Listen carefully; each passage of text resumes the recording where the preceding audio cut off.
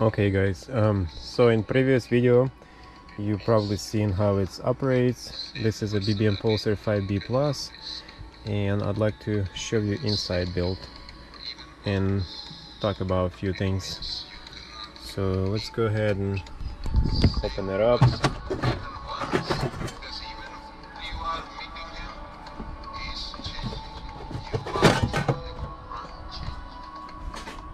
Okay, let me flip it over.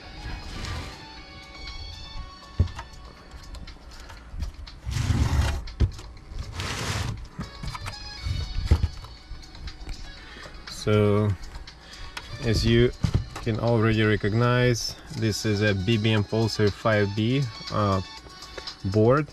This is a 220 volt AC configuration of the board. Here is your two large capacitors. So as I said, I had to add from the previous video isolating transformer, which is this guy here. This is 160 watt, 110, basically power transformer. It has a 4 coils on the primary and 220 right here on the output. So this is your 110 coil, and this is a 220. So in here I can switch between 110 and 220 on the input. That's how I switch using this switch here. So that's one thing. Resistor is installed right by the fan. By the way, this back plate, you see how it's just like this. I actually had one and I have mounted to the back here. Then I cut the hole in there and installed the fan, 120 millimeter 15 watt fan AC. This is I believe this is 220 volt AC, and it's connected to the secondary. So in my video number 145, you've seen that I showed you those diodes right there that I'm using. I haven't strapped anything because I wanted to show you where the wires are going.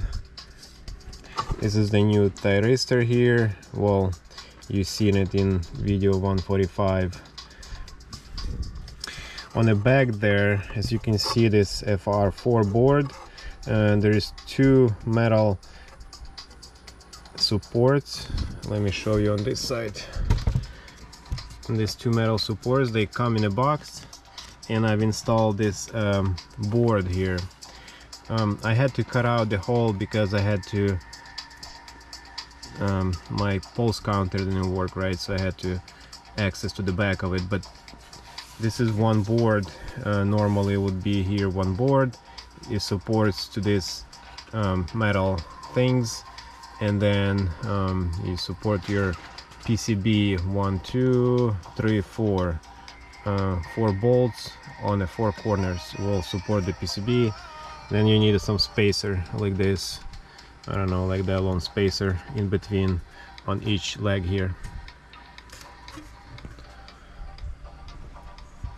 So in this configuration I used the input with the fuse. There is a fuse here, so that makes it easier. I don't have to drill a hole for the fuse. I can just use one of this type of connector. So on the bottom I had to install, you see that plate? This is right below the transformer. It's to support it, so that when in case it gets like dropped or anything, I don't want it to fall out. So this is the plate to support it.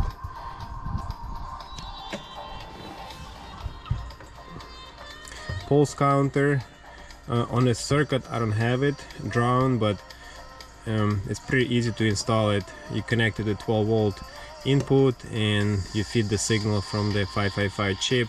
There's a couple components in there to make it work. If you have interest into installing one of these pulse counters, leave me a message below and I'm gonna drop a circuit down for you. So once again, that's how it looks on the inside. Transformer, 2 large capacitors. That's the first capacitor in the charging circuit. and the other ones are over there. It's kind of hard to see, sorry about that, but I didn't want to strap all these wires so you can see where each wire is going, maybe.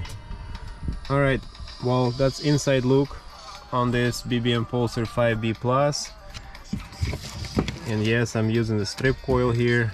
The way you can tell is you can see this strip wire goes across, and on the other ones you can just see one of these lines, like a thin wire. This is 0.3mm by 15mm wide strip that I'm using here.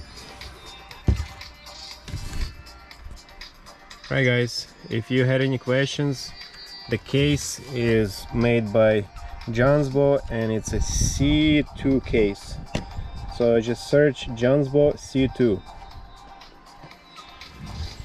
And as you can see, the board fits in here very nicely and you can work on it. There is some space for you to get your hands in there and work a little bit.